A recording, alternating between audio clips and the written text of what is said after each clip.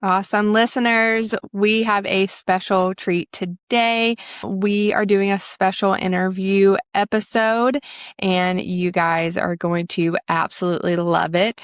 We're going to be talking about birth, but before you lose me, as a person that is intentionally childless, this is for you too, whether you have kids, want kids, don't want kids, because birth is one of the most documented examples of what we have of what systems do to women and people with uteruses.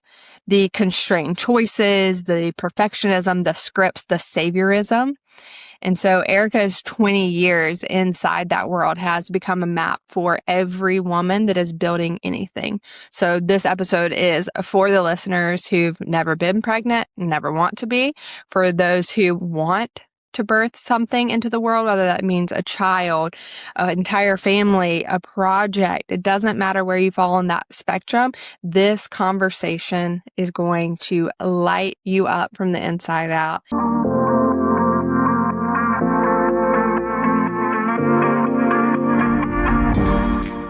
Erica, thank you so much for being on the Rise to Her podcast. How are you? I'm doing great. Woo, I'm excited to be here. Yeah, I'm stoked. Thank you. We connected very recently. We connected on the full moon right after one of the meditation circles that we had. And you were so gracious because I didn't have my camera on because I was like, I'm in like la la land after this meditation. So I'm excited to be virtually face to face with you. Yes, same. Cool. Where are you calling in from? I'm here in Cincinnati, Ohio. Beautiful. Ohio has a very special place in my heart. That's where my wife's from. And we actually got married in Columbus this weekend is a year ago this weekend. So, oh my goodness. Yeah. So it's very, thank you so much. Yeah. Ohio has truly some of the best people I've ever met. And so I know that you're going to be put right into that conversation as well. I am an Ohioan through and through.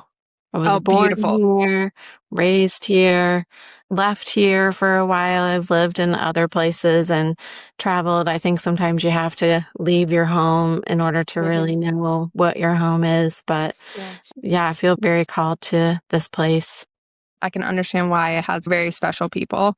And I'm so excited for what we're going to talk about today. I kind of framed it at the beginning of the episode, but I want you to tell the Rise to Her listeners who you are. We talked about on our connection call about sitting at the kitchen table 20 years ago, you being a poet, you being in a blended family. Tell us who you are as a human being and a little bit about like what wakes you up in the morning. Oh, well, I mean, back to being an Ohioan. I was grown in the womb of a woman that was eating the fruit and the foods and the things that were grown on this land. My parents are both from other states, but I was born here. They went to college and met here. So I was born in a small town, and I have these memories of, just the fertile fields of my hometown. I think that was part of what called me really into the work that I'm doing. I was very fascinated by the way things grow, how things gestate, who we become, how we become, what we become, seeds of things, the beginnings. And so I've lived here. Lived here most of my life. I have 4 children of my own. I have 3 stepkids. So we have a blended family of 7. And right now I only have 1 more at home. So most of my kids have grown and are off planting their seeds and growing into who they'll become as humans. And nurture is one of my births. Nurture, the business that I have here in Cincinnati, Ohio, is one of the things that I have birthed in my life. And I love what you said at the beginning about birth, because I believe in the ways that we give birth are not just to our children. So some of them might be to the people that come through us, like kind of through the portal of our body into this world. But some of them are going to be other things that we do or things that we create or become. So I have been a doula for 20 years and a childbirth educator and a hypnobirthing educator. I'm also a clinical hypnotherapist. As my doula path evolved, I just started to add other things into the work that I do that I felt would be helpful in supporting the women that I was serving and the families that I was working with at the time. So I've also been training doulas for about the last 15 years and eventually nurture what started at my kitchen table about 20 years ago when I became a doula for the first time has evolved into the space that it is now in Cincinnati, Ohio. So we scattered our seeds. I hope that we'll continue to do that. I hope that every family that comes into our space or connects with what we do here carries a piece of that with them and continues to grow what started here, because it really is more than just me or more than something that I started. I feel like I'm a part of nurture. I've kind of connected to something that I really believe is bigger than me. And I feel very grateful to be part of it and cultivating what we're doing with that here. And so it shall be. So for those that don't know, and I honestly don't even know, what is the real definition of a doula? What does that mean tangibly? Doula is a woman who serves. And when doulas were first coming into the birth scene, the people who really decided to define what the support role was in the birthing space chose the word doula because it comes from an ancient Greek household. Actually, it was a female servant or slave to the woman in the home who was there to support her in her childbearing time. And it represents the person on your support team that is not providing medical care. So not there to provide that physical care, but is there to provide care to the other parts of who you are as a birthing person, because we know that giving birth to a baby is far more than just what comes out of your uterus. And yet medical care, especially modern medical care, is just sort of obsessed with that outcome. And I think doulas have been placeholders for a long time of that whole body, mind, spirit, heart experience of giving birth to a baby, because part of what happens when you give birth to a baby is you give birth to a whole part of yourself that you didn't even know existed. So that's what doulas have done over years. I think it's certainly evolved and changed, but ultimately at its core, we're really there to provide support for the non-clinical side of your care. That makes, okay, all the pieces are coming together. And now, is there a difference between a doula and a midwife? Yeah, so midwives are still providing clinical care. They're still taking your vitals and listening to fetal heart tones. And in fact, midwives can provide care all throughout pregnancy. Midwives can provide care when you're not pregnant. There's people who see midwives for their well women care even after they've given birth to their children. So midwives are medical care providers, whereas doulas do not provide medical care. This makes sense. Okay, super awesome. When you were explaining like what a doula was 20 years ago when you first started at every Thanksgiving dinner, right? What did people get wrong about doulas then? And what are we still perpetuating about doulas now that's not exactly true? What we're still perpetuating now about doulas that's not exactly true is that doulas are less than the doctor, less than the midwife, less than the nurse, that they're just there for funsies. And that is offensive. That is really, to me, almost an assault to the needs that a woman has when she is bringing a baby into the world. For many women, going to the hospital to have a baby, it might be the only time they ever go to the hospital because they're healthy. When do we go into a medical space for something that's going right with our bodies? Many women choose the hospital as a safe and healthy place to have babies. So we're glad that hospitals provide that space for women to have babies, but it doesn't mean that suddenly they don't have a need for their emotional needs, their informational needs, someone to help them advocate for themselves, to help them understand the different recommendations that might be made, or maybe a different path that the labor is taking and different options, support options. So doulas are really important in that space as part of that clinical care team. They're non-clinical care providers on a clinical care team. So it's a very unique role, but there's other advocates and other aspects of healthcare. And we see this in child life specialists and children's hospitals and different type of advocates. And so it would make sense that for a woman having a baby, having a doula there by her side is going to help her have a better overall experience in that space. We actually see improved outcomes, shorter lengths of labor, fewer C-sections, fewer requests for medication, and an improved postpartum time and an overall improved experience in that space. So this is why we're seeing a lot more doctors and midwives and nurses and hospitals supportive of doulas, because they've realized, wow, our patients actually really had a better experience here with the doula by their side because we're part of a collaborative care team. That doula is very motivated to help them have a really positive experience here in that space.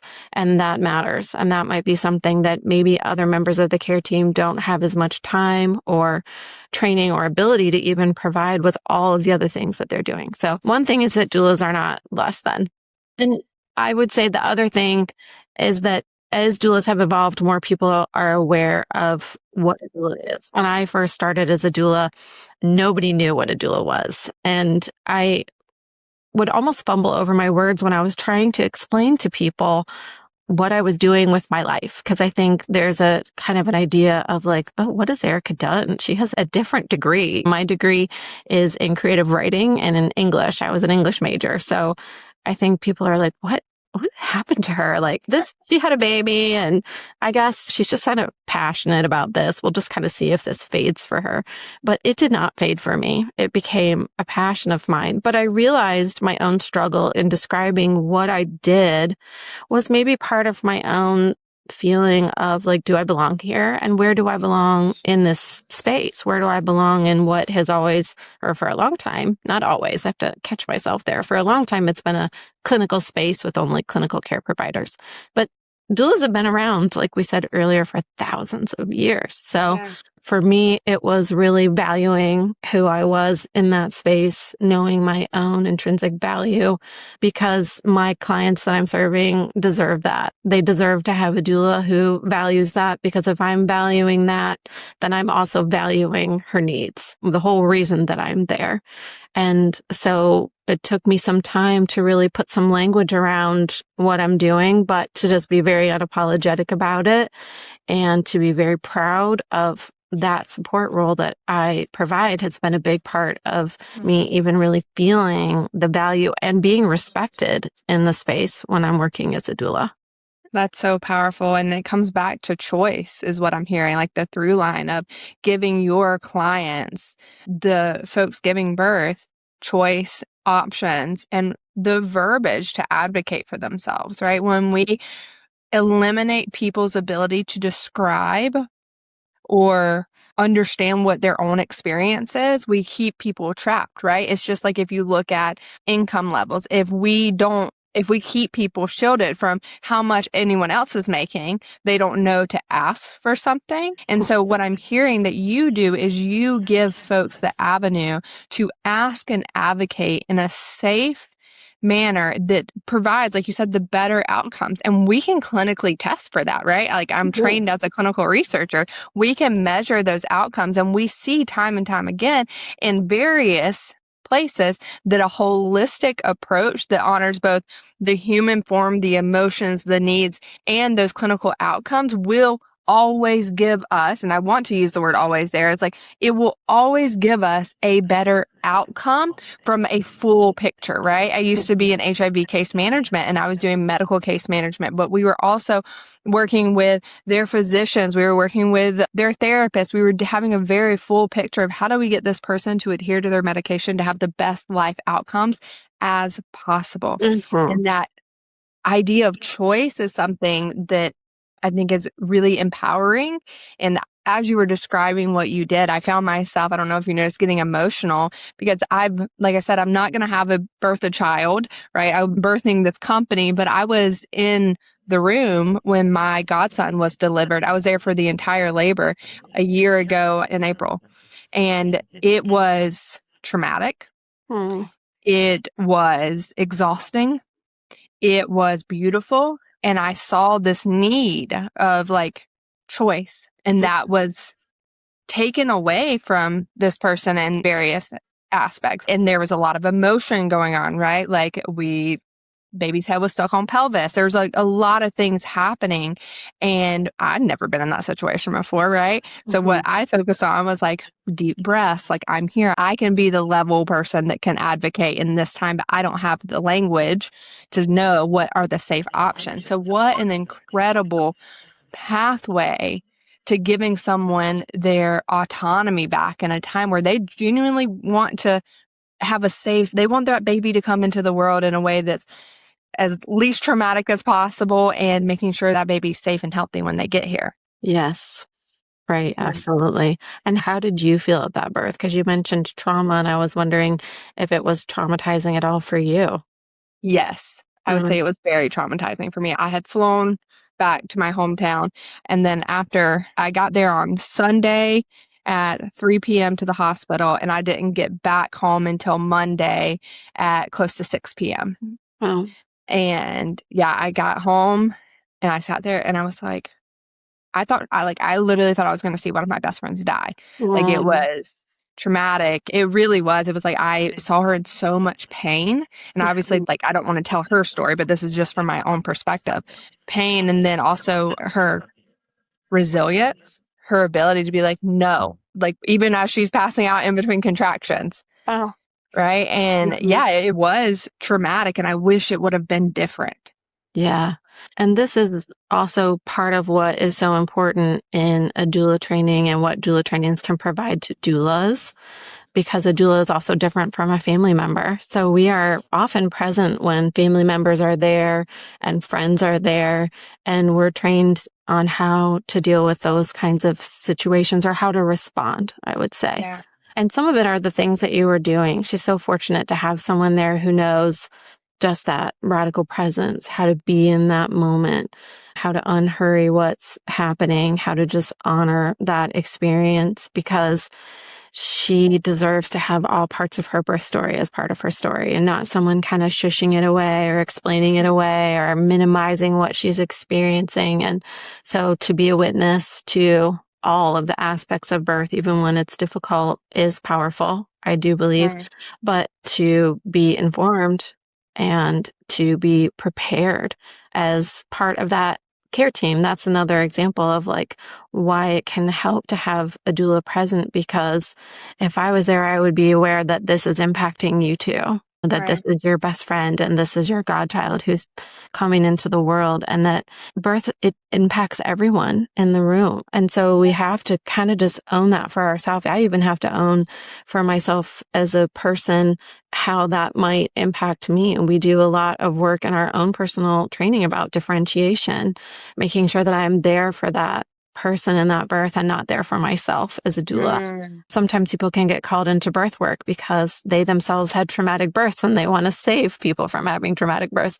And that's not the way to go. And that's really not why we're there. If we think that we need to save women, then we don't really believe that they have the power to give the birth to their babies. So we're not there to save them, actually. But to be a witness is powerful, and to be present is very powerful. And thankfully, as doulas, part of our training is how to respond also in those situations. Wow. Okay. I want to talk about this idea of saviorism and the ability to witness. So I think it would be really powerful for us to talk about witnessing and this idea of witnessing versus saving someone, even from the context of when you were doulaed through Mhm. something that you went through. Can you tell us a little bit about what being doulaed through other life experiences looks like and how it would differ from someone trying to save you versus someone witnessing you in that experience? Yeah, I can share my own personal experience as a doula is that I had to stop being a doula almost as soon as I became certified, because I realized, whoa, I have some personal work to do. My first birth was an unplanned C-section. I did not see that coming. When I looked back on that, my baby was born premature. She spent almost 2 weeks in the NICU. And I spent a long time wondering, like, could that have happened a different way if I would have simply known what questions to ask, what alternatives were available at the time? I just didn't know what to ask for.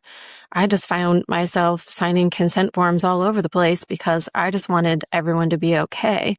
And I Yeah. look back and I was like, but I don't think I really even knew what my alternatives were. So then when I had my second child and I had a doula for my own birth, I had this beautiful, empowering, like everything that I would have wanted my first birth to be. And I thought at that time, like, this is so healing for me.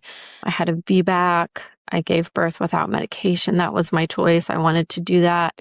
And I had a doula by my side, and I just felt this like call and this fire in my belly, like, I want to be a doula. I want to pay it forward. But what I realized was, and I was fortunate that I worked with a mentor before I really started taking clients on my own. So I shadowed her at a birth, and it just happened to be in the same hospital with the same practice that I was with for my first baby, my first birth, my cesarean birth. And I recognized what probably was PTSD, although I didn't really know that was what, but I was like, I feel a little out of body. I feel cold. Like I just felt like I'm starting to not be comfortable in this space. And I won't be beneficial as a doula or helpful if I don't deal with whatever is going on inside me. And I didn't even know it was there. So I remember being at that birth and telling my mentor as soon as the baby was born, like, I need to go. Like I was there for the birth, but I just couldn't get out of there fast enough. It was hard to breathe. And I got out into the parking lot and I felt like a big failure. I felt like, what have I done? I got all this way. I got my certification. I was ready. I had a fire in my belly. But I'm so glad that I listened to my gut and chose to work with a therapist, chose to go back to my first birth, chose to unpack things. And for me, part of that journey was poetry. I started writing a lot. In my book of poetry, there's a poem in there about my cesarean birth. And I describe like kind of what that experience was like for me and also for my baby, what maybe that experience was like for her. And I took probably a year and a half, maybe almost 2 years off. So I guess I should say I've been a doula for 20 years, minus the 2 years that I took off to do some personal work. And that was really important because after that, first of all, I gained support. Second of all, I had an army of women that were my friends and new doulas that I had met that were so supportive and so encouraging of that. And I felt very contained in that space. It was like a womb space for me. This is back to my belief that we're growing and we're birthing even parts of ourselves. And when I came out of that space, I felt much more prepared. That differentiation piece was there to support women as a doula. Because when you're supporting women as a doula, it is not your birth. It is not your story. You do not need to save someone. They don't need saving. There's a difference between advocacy and a need to kind of just pull someone out of something. Even crisis situations don't require somebody to intervene in such a way that would overwrite someone's autonomy or voice or agency in that space. So I was really glad that I did that. And I know how that feels. And, maybe someone who's listening who isn't a doula can even relate to times in our life where we're like, I've got to pull back from what I'm doing. And one thing I learned too is the difference between like my emotions and my gut.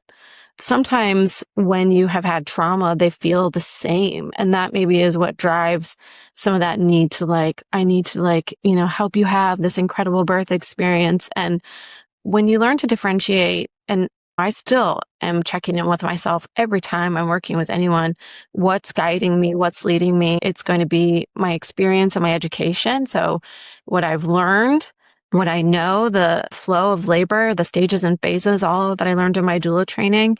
And then I have also learned how to check in with myself and how to listen to what I'm feeling, what my emotions are versus like where I feel led, what my gut is telling me to do and how to listen to those two pieces.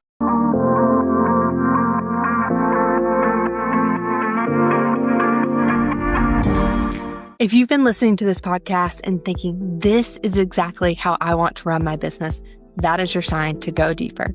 Rooted is my monthly membership for entrepreneurs and leaders who are done running their business and their career on empty. Inside, we work with energetic patterns of each season, pull the archetypes, Read what's moving and use all of it to make clearer decisions, reduce the stress that's been quietly draining you, and build towards your vision in a way that actually feels like you and feels deeply connected to source and spirit. Most of us have spent years mastering the strategy and performing really high. The plans, the goals, the hustle.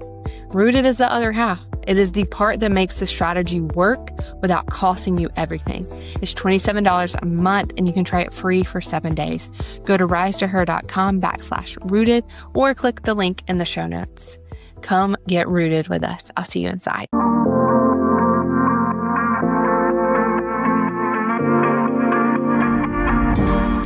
And someone in touch with both of those pieces and able to alchemize them together to then be responsive instead of reactive, what a place of autonomy and power we can come from. Mm-hmm. Emotions are not wrong. However, they're also not necessarily the truth. There's a big thing that I see even on like social media, and maybe you've seen it as well, or we talk about like listening to our emotions, and we can listen without letting them lead, because emotions, right, are our human experience. They don't necessarily take us to the new story that we want to create. That's why the alchemization, right, where we create magic from them, letting them be fully felt and then fully alchemized, can then allow us to make a decision with the full frontal cortex of our brain active, right? Instead of cutting off the parts to creative thinking. And then that allows you to access the intuitive knowing and say, despite what these emotions are, I can make a decision because I'm prepared for this. I can trust that knowing, that higher self, without the past story causing me to become reactive. And I can imagine that having you inside of a room when there is so much going on, right?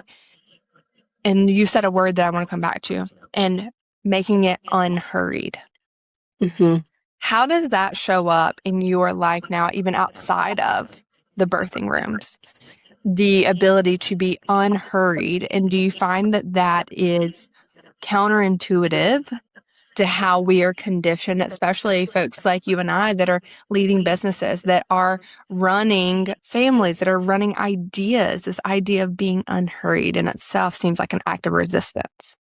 Yeah, being unhurried is something that is a big part of working with women, either in the birth space or in the prenatal bonding work that I do, especially with clients, where we become much more aware of details and really key parts that maybe we're feeling driven or called or compelled to skip over.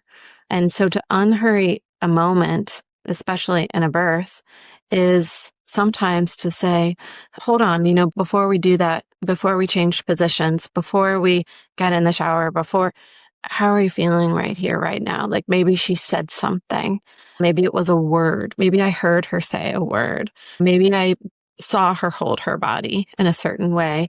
Maybe it's not even something I'm talking about. Maybe it's something that I'm aware of, but I'm not skipping over the ways that we interact and that we exchange with each other, because that goes beyond words. It goes beyond conversations, but it's being aware of what you're telling me, maybe how I'm mirroring that back to you, how you are. And I think that's a big part of what we do as a doula, is some reflective listening. So I want a woman to hear sometimes her power that she might even be skipping over. She's doubting herself. She's feeling discouraged, or she's feeling defeated. And from where I stand, she's incredibly powerful in this moment. She's very close to the point of birth, and she can't see it in that moment. For anyone who's been at a birth or given birth knows what transition is. Transition is the time between labor and then the birth of the baby. And there's this little window of transition, which is often short, but it's the most intense, what some would call the most painful time of labor. It's the time of greatest self-doubt. It's almost like something just comes over a woman where she's like, I can't. It's a big sense of like, no, which is very interesting to me because it's right before the baby's born. It's right before you're there. And what I've learned from the births of my children and in being with women that I work with and how I apply that to my business is that those short, tiny, intense parts, there's a lot packed into that. And that's where the greatest unhurrying comes, when we just allow that moment to just be what it is. You know, we're not going to try to define it or constrict it or dissect it. We're just going to kind of be moment to moment with it. We're going to live our way one step at a time. And powerful stuff happens in those transition spaces, whether that's in a birthing room, whether that's in a conversation, whether that's in something. Often if I'm uncomfortable, then I know that's probably a sign I need to not hurry this moment. Yeah. I need to kind of not skip over what we're talking about, or what I have to kind of say, oh, what is making me want to rush through this? Yeah. So that I can make sure that I'm not missing something that is important. It sounds like there's a lot of medicine Mm-hmm. in that time. And as you're describing this experience of right before the baby is coming, I work with entrepreneurs and leaders that are birthing something into the Mm-hmm. world. And there's a term that I use that I got from the book, The 12-Week Year, and it's called the Valley of Despair. That everyone in their birth, before they hit like, oh, this is happening, we all are going to experience what's called the valley of despair. When you think you literally are not going to be able to do this, you're not cut out for it. I don't have the energy. I don't have the talent. This isn't for me. And every time I'm on a call with an entrepreneur and leader experiencing this, I'm like, welcome to the valley of despair. You're almost there. Welcome. And then I like to encourage folks, like, I just want you to take a second and just recognize how human you are and how beautiful that is. Like, you're Mm-hmm. having such a powerful human experience, and like, there's nothing wrong with that, Mm-hmm. right? We are sold these glamorous stories of like, oh, I just decided to do it. And then in 6 months, I had $1 million and 10 clients. Or maybe you hear birth stories that are like, oh, I had like my water broke and then it was the easiest thing ever and it was perfect, right? And so we're told these stories that are maybe the outliers, right? And that's not to take away from that own experience. But when we classify outliers as the common, the normal, the expected, I feel like we do our human selves a disservice by saying, oh, we're wrong for this. Like, this wasn't how it was supposed to be. Do you find those conversations happening when it's outside of what the birthing person has thought was going to take place? Oh, all the time. And I'm always asking, why are we thinking that birth is supposed to be easy or hard? Why have we broken it down to such simple things? And I hear moms saying things like, when they say, I gave up, I almost said I hate, because it does, you could tell there's like this ferociousness that comes Yes. out of me when women say like, I got to give up, or I got to give in, I can't do it anymore. And this is where it's like, you are bringing a human life into this world. There is no black or white in this moment, in this space. There are so many things happening right now that you are bringing into this world. And this baby is coming through that. All that your body is giving, all that your spirit and your heart is giving.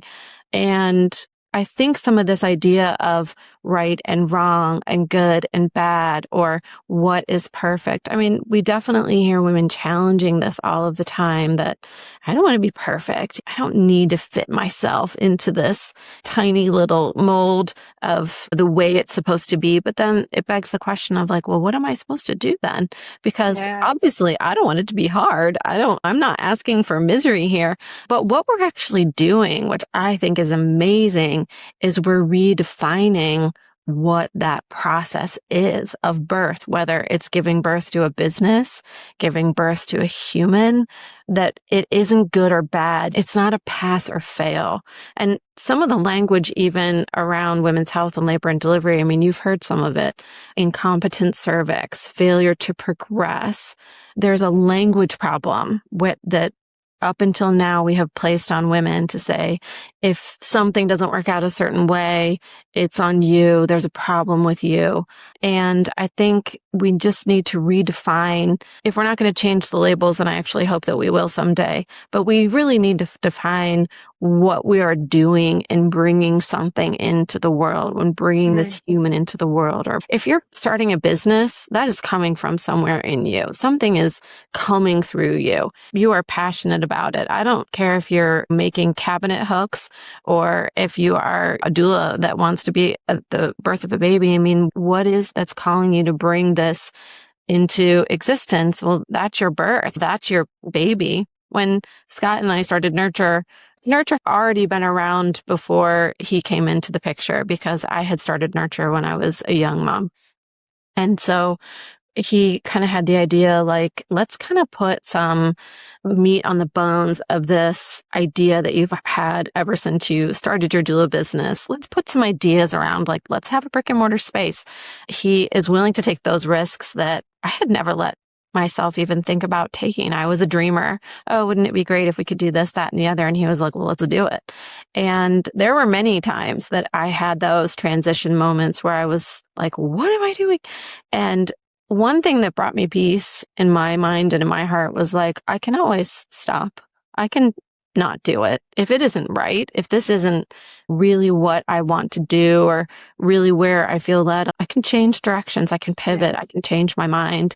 And I'm still going in the direction that I feel called. The same thing is true in a birth. You can change your mind from natural birth to epidural. You're still giving birth. So you're not losing your birth plan or your birth vision or the hopes and dreams that you have. It might change. And if you're listening right to yourself, to your gut, if you feel led, if you feel that this is the time for that therapeutic epidural, that medical comfort tool, and it feels right inside here, then you deserve to be supported in that. We can't question someone's choice that they make as they pivot and move and work their way into whatever they're birthing into the world. Absolutely. Beautifully said. And there's so many pieces that I want to weave together here. This idea of like not questioning your choice when you make your choice, like own that and knowing that you made that best choice that you could with the information you had and the situation that you were in. And knowing that there's no shame in that, right? Like tearing down these walls of shame, especially women and feminine bodies have been given for millennia, right? And knowing that how your body exists in this world is perfectly perfect in all the ways. And one of the things that I teach, I run a workshop monthly that's called Witches and Wine. And we play with what it means to be a witch and where all of this like devil and negativity and evilness came into being. And one of the really interesting things is looking at the folks that were associated with helping women birth, right? We're always women, right? I mean, of course, there could have been a man involved in there, but the history is pretty reflective that it was mainly women caring for women. And we see it documented, especially in the witch trials. And I'm not talking about the witch trials in the Western society. I'm talking more like over in Europe, like in the 1400s, that we see women being blamed for miscarriages or births that didn't have the outcomes that they wanted, and them saying, okay, well, now they're a witch. They caused that to happen, right? And then we also see this documentation where these folks that were helping mothers birth their children were the ones looking for options to help the birth be less painful, whether that be an herb or a practice. While when we see the patriarchy, when we see the white supremacy, the colonialism come in, they say, well, no, you have to suffer because of the original sin of Eve, right? And so then that came into how the medical system was formed, right? It can all be traced back to taking away what women were doing for other women and institutionalizing it with the church and influencing it, right? Removing someone's choice. And so that's like the premise of everything that I teach is like deconstructing the patriarchy and the colonialism within our own system, within our own choices and the shame that we carry. And I don't know that I even have a question for you on that one other than like, how do you see that playing out? Well, the shame we sometimes can carry in our bodies that isn't even ours, it doesn't even belong to us. It could be shame that has been passed down for a long time that maybe our mothers and our grandmothers didn't want to carry either. Yeah. As we're growing and as we're evolving, we're learning how to separate ourselves from that shame. And without separating ourselves from our mothers and our grandmothers and our foremothers who brought us here. And I think that's why it can be difficult, because sometimes family relationships can be affected, personal relationships can be affected. And oftentimes that's why women are cramming themselves back into the box, because they feel that they have so much to lose to really be able to break free, or that it's a sense of identity of like, who am I now? And there is a larger, I will say movement, but just women coming together saying, here I am, you're not alone. We're not throwing away all of our history and all of our mothers and our ancestors that Mhm. are there to support us. Our ancestors are there to help us, to guide us, to witness us too. Sometimes when we're alone, we know that we're not entirely alone, that we're not unseen. Sometimes being unseen can be the hardest part, just not understood. I even see this in generational gaps where mothers today feel very separate from their mothers, from their grandmothers, because they're trailblazers. They're doing things differently. And as older women, for me, we need to celebrate that. We need to say, good for you for having the power and having the strength and having the ability to do things that I could not do, and not feeling like I have failed because my daughter is doing something different. I think sometimes that's where it can be difficult to really evolve in the way that we want to evolve, because we feel like there can be some fragmentation, I think, between generations of women. We need our mothers, we need our ancestors, we need our grandmothers.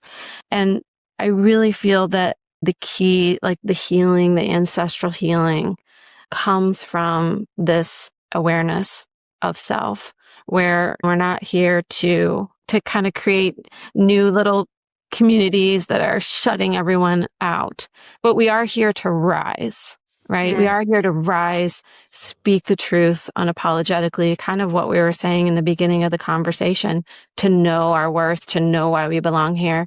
Like, I'm not going to explain why I belong here, because then kind of giving voice to the question of why am I even here? I'm just going to be here as a doula. I'm just here. Right. I'm not going to explain why I'm going to give birth to my baby this way. I'm not going to explain why we do our business the way we do our business. One of the things that's unique about my business is we have elective ultrasounds.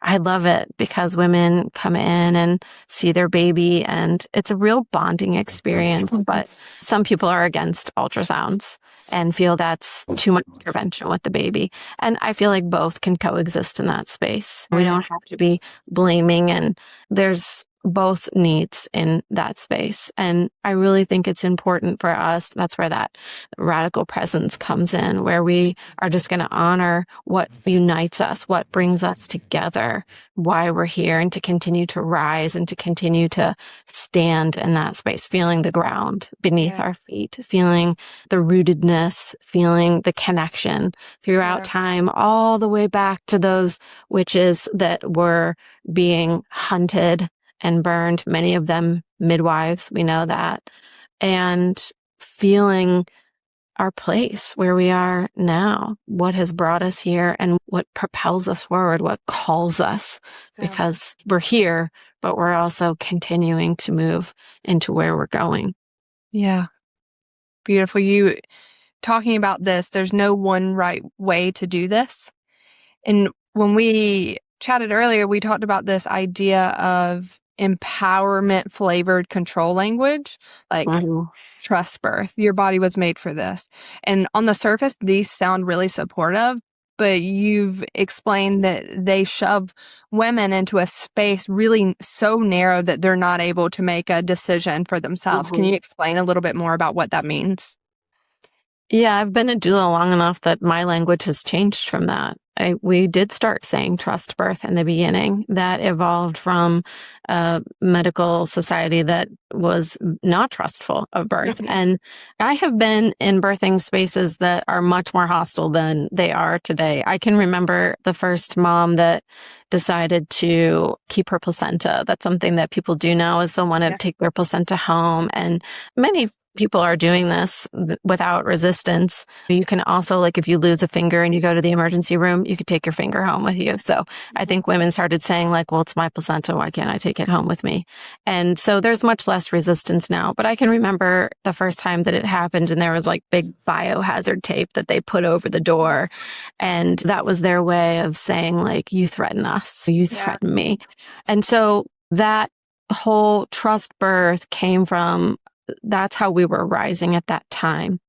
But what we have learned and what we are evolving into and what we're growing into is that that can actually be very harmful language for people. And like you said, it can it can cause confusion on, well, where do I stand if I want to give birth in a hospital, if I want to give birth with a doctor, if I have to have a cesarean birth, if I have a medically complicated birth, if I'm going to have anything done in the hospital space. I mean, do I not fit in with all of the witchy women that I want to come to Witches and Wine? That sounds really cool. Can I come to Witches and Wine even if I want to have an epidural? And then the answer should be yes, we need you to come. Yeah. We need you here. We need your voice here. So we've stopped saying trust birth because of the way that it has fragmented us, has separated us. And we don't want to say that anymore.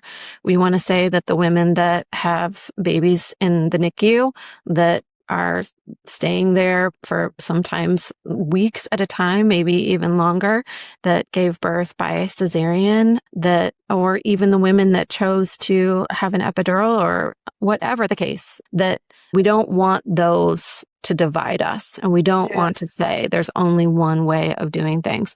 On the other hand, we want to be evidence-based.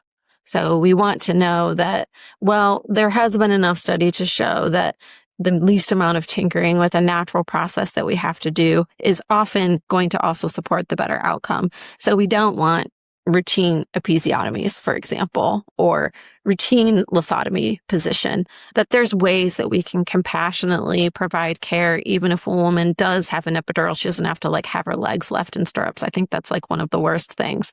Like, someone can stand and hold her and can be aware of what is happening here in this space. Turn the lights down. Don't talk. Sometimes what I'm doing in any birthing space is just holding, maybe being the only person in the room that is aware that, like, this is her birth. So even if she has an epidural, that doesn't mean we tell jokes, we turn on all the lights, we answer our cell phones. Like, we don't do that. This is a sacred space. A human life is coming into this space. So however this birth is happening, or this baby is coming into the world, and what this woman chose and what she needed to do to get to this space, I honor that. Yeah. And I hope she comes to Witches and Wine. Heck yeah. I think we're getting to a place that I want to wrap us up, but there's a through line that I'm seeing here too about, especially with social media these days. And I'm curious how you at Nurture kind of combat this misinformation. People know just a little that it becomes like harmful in a way that they're not actually making an informed decision because they become scared, versus having all of the options laid out in front of you in a way that allows you to make an evidence-based decision that also supports your intuitive knowing. Do you think those things can exist at the same time? And how do you guys at Nurture walk folks through that? So we care very much about evidence-based support and also nervous system support. And that's kind of what you're describing. Can those spaces coexist? They already do. So we already have those parts in us. We already have our brain. We already can, we need to understand the difference between an opinion, a blog, an Instagram post, and a study, a long-term study that showed the effectiveness of even learning how to read a research study, even like who was in the study, what women did they study, what ages were they from, what countries were they from, because all of those things are going to impact a trial or a study, and taking time to see how many years and has it been unpacked and studied again. So sometimes I think it can be hard. We just want to like make a decision and never have to think about it again. And that probably isn't going to happen. And that's okay. That's what your doulas are there for. As doulas, that's part of our job, is to be aware of that information so that when clients come to ask us for that kind of support, we can provide that support, maybe help provide the quick access, because who has time to be reading all of those studies all of the time? Unless it's your job and you're kind of geek out about that, you might not want to do that. So find your support people that do that. But then the other thing is that your nervous system, who you are on the inside, your gut feelings, your intuition, where you feel called, and the life that you've lived in your body, the history that you bring into your birthing space or whatever you're doing. For me, it's the birth space. So I'm interested in the entire life that's been lived in a woman's body that brings her up to the point of giving birth.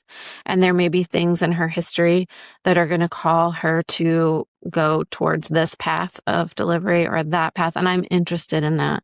As much as she's willing to share with me, I'm interested in that. If she's not willing to share with me, but she knows how she's guided, that's enough for me as well. But yeah, it already does coexist. It's already there. So it's really kind of honoring that both are there, that we shouldn't only be outcome heavy, like outcome based. What's the outcome of that one little thing? But that we also can't be too emotional about it. That it really is about finding that sort of balance, maybe an uncomfortable balance, but eventually finding a way of feeling like there's a connection between what you know and then what like what you feel led, and then going in that direction. Being in the action, following through, having that divine feminine and divine masculine alchemy and creating life. And so it shall be. Erica, beautiful. I feel like we could continue to talk forever, and we'll definitely have to have you back on the podcast. But where can people find you? What kind of information do you have on your website that people can access? And what do you want to leave the listeners with? People can find me through my website, welcometonurture.com. I'm very easily accessible. I love to hear from people. Tell me your birth story. Tell me what you're interested in. We are in Cincinnati, so if you are looking for doula services, if you want to have an amazing 3D, 4D ultrasound, or you want to come into our space, come be a part of us and what we're doing here. If you're not from the area, we are developing a whole bunch of really amazing online content that's about to roll out, doula trainings and classes for parents. And so I'm really excited about that. I expect that to be live and online in the fall. So in the meantime, just keep in touch. Find us at Nurture Cincy on social media. And what do I want to leave your listeners with? Well, I hope I get to come back too, because I could continue this conversation. And I'd like to leave them just with my gratitude for being here, being in this space, having this conversation with you. I also feel like we're in conversation with everyone who is listening to this podcast right now. I can almost sense that listening that is happening. And I feel very held by that, by the people that care about these things, that are showing up to listen, and for the own seeds that are surely being planted in their heart from your podcast. Thank you for the work that you're doing. And I'm excited to see where that goes. Thank you so much, Erica. Deeply appreciative. Thank you. Thank you so much for being here, for listening, reflecting, and rising into more of who you really are. If this episode sparked something inside of you or reminded you you're not alone, then you're exactly where you're meant to be. To keep the conversation going, come hang out with me on Instagram at @rise2her. I always love hearing what's resonating for you. And if you're craving a space to explore intuitive, soul-led living with others who get it, our community is growing and you're always welcome. Until next time, trust yourself, honor your rhythm, and keep rising.